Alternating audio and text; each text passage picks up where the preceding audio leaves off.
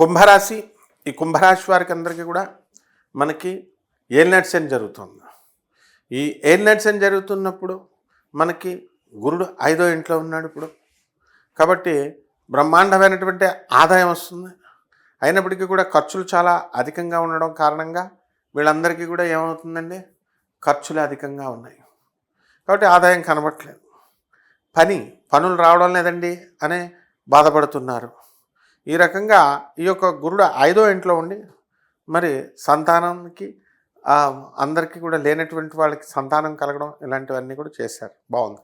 అయితే ఈ యొక్క గురుగ్రహము మనకి రేపు జూన్ 2, 2026 సంవత్సరం తర్వాత మనకి ఎక్కడ మకర రాశి, కర్కాటక రాశిలోకి వస్తున్నాడు. అత్యంత శక్తివంతంగా వస్తున్నాడు. దాని ద్వారా మనకి షష్ఠ స్థితిగతుడు అవుతున్నాడు.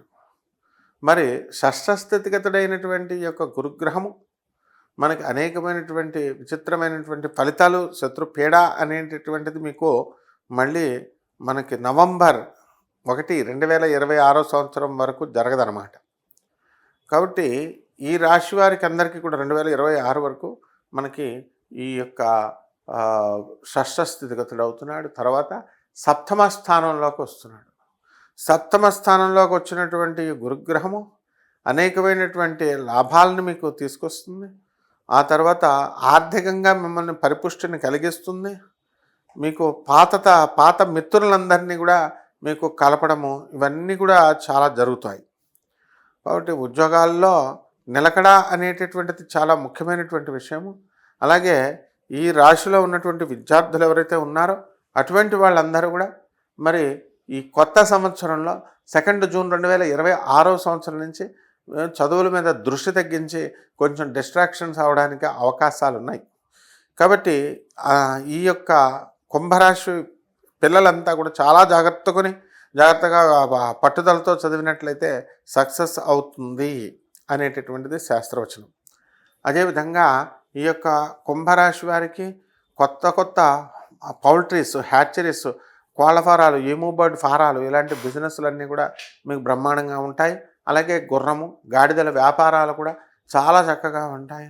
అండ్ వెటనరీ క్లినిక్స్, హార్డినరీ క్లినిక్స్ ఇలాంటివన్నీ కూడా చాలా బ్రహ్మాండంగా ఉండడం అనేటటువంటిది సరిపోతుంది. కాబట్టి ఇంతవరకు పనులు రావట్లేదండి అని చాలా మదన పడుతున్నారు. ఇప్పుడు పనులు వస్తాయి, ధనం వస్తుంది. కాబట్టి కంగారు పడాల్సినటువంటి అవసరం లేదు. ఇకపోతే లీగల్ ఫైట్స్ అనేటటువంటివి జరుగుతున్నాయి. ఆ లీగల్ ఫైట్స్ అనేటటువంటివి కొద్దిగా అతి త్వరలో అవన్నీ కూడా సమసిపోవడానికి అవకాశాలు అధికంగా కనబడుతున్నాయి. కాబట్టి పిల్లల విషయాల్లోకి వచ్చేసరికి ఈ యొక్క కుంభరాశి వారికి అందరికీ కూడా పిల్లల నుంచి అసంతృప్తి అనేటటువంటిది ఎక్కువగా ఆధారపడుతూ ఉంటుంది. కాబట్టి పరిహారాల దగ్గరికి వచ్చేసరికి కుంభరాశి వారికి ఏలినాటి శని జరుగుతుంది. కాబట్టి శని జపం చేసుకోవాలి, శని స్తోత్రాలు చదవాలి. శనికి కిలోంపావు నల్ల నువ్వులని, నల్లని వస్త్రాలను ఇచ్చి పేద బ్రాహ్మణులకి శనివారం నాడు ఉదయం 6 గంటలకి దానం చేసుకోండి.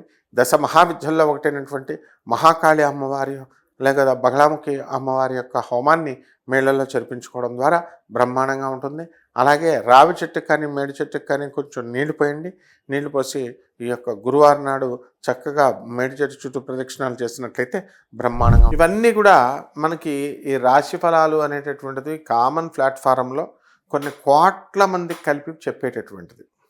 అందువలన మనకి వ్యక్తిగత జాతకాలు వేరనమాట. ఎవరికి వాళ్ళకే, ఎవరికి ఎప్పుడు పెళ్ళి అవుద్ది, అలాగే ఎవరికి ఎప్పుడు ఉద్యోగం వస్తుంది, ఎప్పుడు ఉద్యోగం పోతుంది, ఇలా సమస్యలు అనేటటువంటివి ఎప్పుడు వస్తాయి అనేటటువంటిది వ్యక్తిగత జాతకం చూసినప్పుడు మాత్రమే తెలుస్తుంది. కాబట్టి అందరూ కూడా మనము ఈ వ్యక్తిగత జాతకాలు తెలుసుకోవడం ద్వారా నివారించుకోవచ్చు మనకు దొరికేటటువంటి జరగబోయేటటువంటి దోషాలని. అందువల్ల వ్యక్తిగత జాతకాలు కావాల్సినటువంటి వాళ్ళు ఈ క్రింది నెంబర్కి మీరు సంప్రదించవచ్చు.